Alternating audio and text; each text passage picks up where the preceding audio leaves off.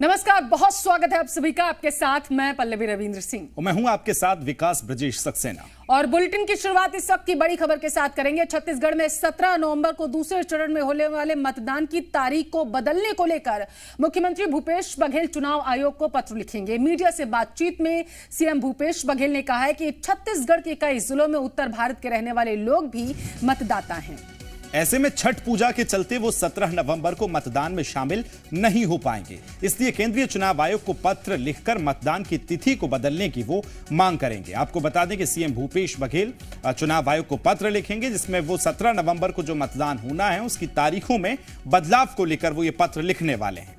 और बताया जा रहा है कि सीएम भूपेश बघेल ने कहा है क्योंकि छठ पूजा है और ये एक बड़ा त्योहार है, बड़ी संख्या में वोटर जो हैं वो मतदान नहीं कर पाएंगे। इसी वजह से उन्होंने अब ये बताया जा रहा है कि पत्र लिखेंगे और गुजारिश करेंगे वो कि 17 नवंबर को जो मतदान होने वाले हैं उनकी तिथि में कुछ फेरबदल किया जाए। तो इस वक्त की सबसे बड़ी खबर छत्तीसगढ़ विधानसभा चुनाव से जुड़ी हुई आप तक पहुंचा रहे हैं। चुनाव आयोग को पत्र लिखेंगे सीएम भूपेश बघेल।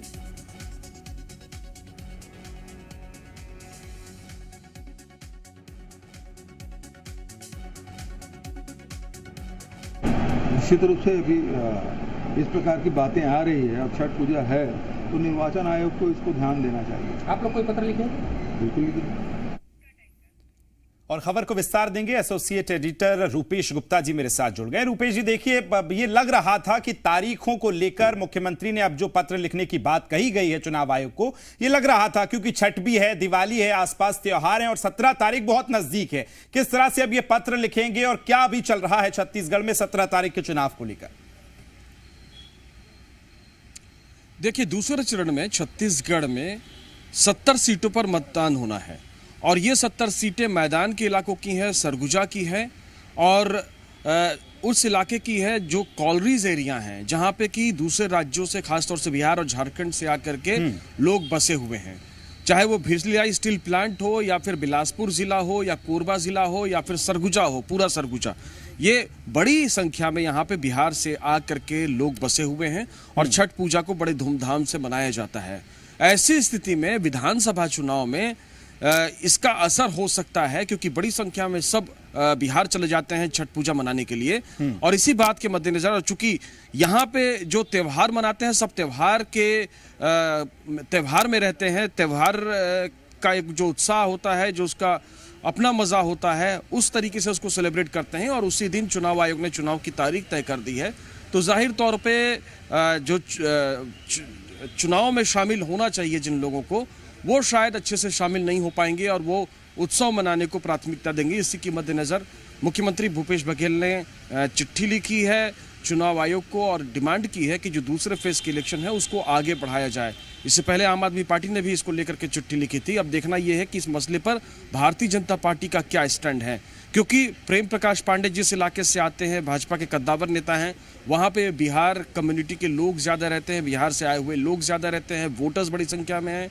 जयसिंह अग्रवाल का क्षेत्र है, टीएस सिंहदेव का क्षेत्र है, तो सरगुजा पूरा मान लीजिए, कोरबा मान लीजिए, बिलासपुर और दुर्ग भिलाई, तो ये सारी जगहों पे खासतौर से, और रायपुर के वो इलाके जो इंडस्ट्रियल इलाके माने जाते हैं, उन जगहों पर भी बिहार से आ करके बसे हुए लोगों की तादाद काफ़ी ज़्यादा है।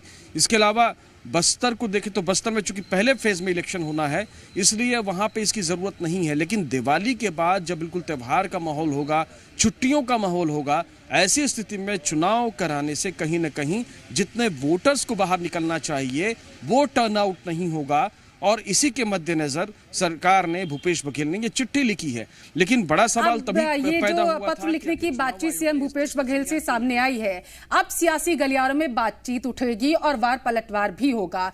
बीजेपी की तरफ से कहा जाएगा कि पहले कांग्रेस ने कहा था जब चुनाव आयोग ने तारीखों का ऐलान किया कि तैयारी हमारी पूरी है और उम्मीदवारों में कोई भी अंतरकलह नहीं होगा, बीजेपी की तरह जिस तरीके से उनकी तस्वीरें सामने आई हैं।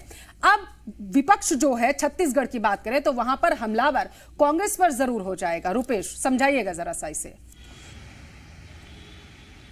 जी बिल्कुल, क्योंकि ये जब चुनाव की तारीखों का ऐलान हुआ था उससे पहले तय था कि छठ की तारीख कौन सी है और जिस समय चुनाव आयोग ने तिथियों की घोषणा की उस वक्त कांग्रेस ने कोई स्टैंड क्यों नहीं लिया? उस वक्त कांग्रेस की तरफ से कोई प्रतिक्रिया नहीं। भारतीय जनता पार्टी ये सवाल जरूर उठाएगी, जैसा कि आप कह रही हैं बिल्कुल, और कांग्रेस को घेरने की कोशिश भी की जाएगी। लेकिन राजनीति में होता यह है कि सवाल का जो जवाब होता है वो दरअसल जवाब नहीं होता है, वो एक नया सवाल है। तो कांग्रेस ये सवाल भी खड़े कर सकती है कि भारतीय जनता पार्टी ये स्पष्ट करे कि वो चाहती है क्या कि 17 तारीख को वोट हो और बड़ी संख्या में जो बिहार से आए हुए मतदाता हैं, बिहार से जुड़े हुए मतदाता हैं, वो पार्टिसिपेट ना कर पाएं, जो छठ पूजा मनाने वाले छत्तीसगढ़ के लोग हैं वो पार्टिसिपेट ना कर पाएं। तो सवाल का ये आरोप प्रत्यारोप चलेगा, लेकिन इसमें जवाब नहीं आएगा। लेकिन स्टैंड भाजपा क्या लेती है बयानों से? अगर ऐसी तस्वीरें आगे सामने आती हैं तो कांग्रेस कहीं ना कहीं एक बड़े वोट बैंक को टारगेट कर लेगी अगर बीजेपी इस बयान के बाद बैकफुट में चली जाती है। तो अब यहां पर एक चीज और रुपेश आ जाती है कि अगर कांग्रेस की तरफ से चुनाव की तारीखों को आगे बढ़ाने की बात की गई और अगर चुनाव की तारीखें आगे बढ़ जाती हैं तो ये भी तो आरोप लगेंगे कि क्योंकि लिस्ट आने से पहले तक कांग्रेस की तरफ से कोई बयान नहीं आया। क्यों विकास? कांग्रेस की तरफ से कोई बयान नहीं आया था। अब क्योंकि जब बयान सामने आया तो यह भी होगा क्योंकि कई जगहों से विरोध का सामना कांग्रेस को करना पड़ा। कार्यकर्ताओं को साधने के लिए, वोटर्स को साधने के लिए कांग्रेस की तरफ से यह किया गया क्योंकि समय बेहद कम बचा हुआ है। रुपेश,